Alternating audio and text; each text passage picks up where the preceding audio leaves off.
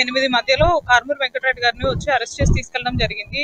ఎలాంటి ఇన్ఫర్మేషన్ లేకుండా ఎప్పుడు కేసు అయింది, ఎప్పుడు ఇన్ఫార్మ్ చేస్తున్నారు, ఎప్పుడు విచారణకు పిలుస్తారు, అరెస్ట్ ఏంటి, ఇదంతా ప్రొసీజర్ కూడా ఒక 1 hour లో తీసుకొని వచ్చి ఇంటికి వచ్చేసి అంతా తీసుకొని వెళ్ళడం జరిగింది. మనిషిని మేము అడిగినా కూడా సరైన సమాధానం చెప్పలేదు.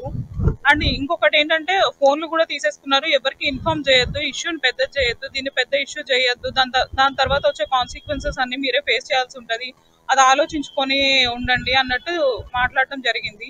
సో అండ్ వాళ్ళు వచ్చిన వాళ్ళు కూడా ఒక్కళ్ళు కూడా యూనిఫామ్ లో లేరు. 4 మనుషులు పైకి వచ్చారు.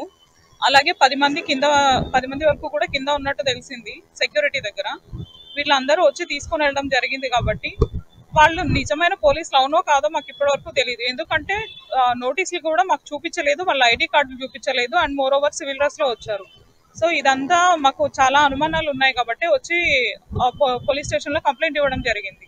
వాళ్ళు నిజమైన పోలీసులు అవునో కాదో ఒకసారి ఎంక్వైరీ చేసి ఈ తీసుకెళ్లిన పర్సన్ కారుమూరి వెంకటరెడ్డి గారిని తీసుకొని వెళ్ళి నిజంగా తాడిపత్రి పోలీస్ స్టేషన్ లో కంప్లైంట్ వచ్చిందని చెప్పారు కాబట్టి అక్కడికే తీసుకొని వెళ్ళారా లేదా అనేది కూడా మాకు డౌట్ ఉంది. సో విచారణ చేయమని చెప్పేసి కుకట్పల్లి పోలీస్ స్టేషన్ కి వచ్చి అసలు ఇక్కడ మీకు ప్రొసీజర్ ప్రకారం ఇక్కడ లోకల్ పోలీస్ స్టేషన్ లో ఇన్ఫార్మ్ అనేది చేయాలి కాబట్టి ఇక్కడ చేశారా లేదా అనేది కనుక్కోవడం జరిగింది. ఇక్కడ కూడా అయితే వాళ్ళైతే ఏమి ఇన్ఫర్మేషన్ ఇవ్వడం కానీ ఇక్కడ ప్రొసీజర్స్ ఫాలో అవడం కానీ ఏం చేయలేదు.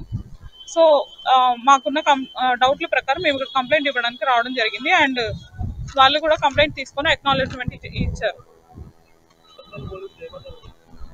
కనుక్కుంటామన్నారండి. పార్టీ తరఫున అధికార ప్రతినిధి అయినటువంటి కారుమూరి వెంకటరెడ్డి గారిని అప్రజాస్వామికంగా ఈరోజు ఉదయం ఏదైతే ఉందో వాళ్ళ ఇంటికి వెళ్ళి అరెస్ట్ చేయడం చాలా దుర్మార్గం. ఈ ప్రతిరోజు కూడా ప్రజల పక్షాన పోరాడుతున్న వైఎస్ఆర్సీపీ గొంతుకై కారుమూరి వెంకటరెడ్డి గారు ప్రజా వ్యతిరేక విధానాలు ఏదైతే ఈ కూటమి ప్రభుత్వం ప్రజా వ్యతిరేక విధానాలపై ఆయన పోరాడుతున్నారు. ఆయన అరెస్టుతో మీరు ప్రతి ఒక్కరిని కూడా సోషల్ మీడియాలో కానీ ఇంకా ఇతర సామాజిక మాధ్యమాల మీద ఈ ప్రభుత్వాన్ని ప్రశ్నిస్తున్న ప్రతి గొంతును ప్రజల కోసం ప్రజల తరఫున పోరాడే వైఎస్ఆర్ కాంగ్రెస్ పార్టీలో ఉన్న ఎంతో మంది నాయకులు మరియు కార్యకర్తలు నిరంతరం ప్రశ్నిస్తూనే ఉంటారు. కారుమూరి వెంకటరెడ్డిని అరెస్ట్ చేస్తే దాంతో మిమ్మల్ని ప్రశ్నించే వాళ్ళు ఎవరు కూడా ఉండరనే ఏదైతే మీరు నమ్ముతున్నారో అది తప్పు అని నిరూపిస్తాం. రాబోయే రోజుల్లో ఇంకా గట్టిగా బలంగా ప్రజల తరఫున పోరాడతాం. కారుమూరి వెంకటరెడ్డి గారు చేసిన తప్పేందో మాకు ఇప్పటికీ కూడా అర్థం కావట్లేదు. ఒక ఇష్యూ ఉందని మీరే చెప్పారు. ఆ ఇష్యూలో రెడ్ బుక్ లో అతని పేరు రాశారని మీరే మాది రెడ్ బుక్ ఉందని చెప్పింది మీరే.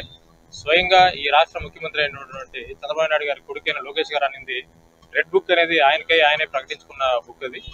అందులో ఉండటం వల్ల ఆయన మరణించారని ఏదైతే ఆయన ఆత్మహత్య చేసుకున్నారని ఏదైతే ఉందో దీనికి వ్యతిరేకంగా ఇది ఉన్నట్టుగా ప్రస్తావించినటువంటి కారుమూరి వెంకటరెడ్డి గారిని అరెస్ట్ చేయడం దుర్మార్గం, హేయం. ప్రభుత్వం ఉంది ప్రజల సంక్షేమం కోసం, అంతేగాని ప్రజల తరపున పోరాడుతున్న వ్యక్తులను అరెస్ట్ చేయడానికి కాదు. దీనికి మేమందరం కూడా కారుమూరి వెంకటరెడ్డికి మద్దతు తెలుపుతూ అందరం ఈ రోజు ఇక్కడికి కూర్చున్నాం.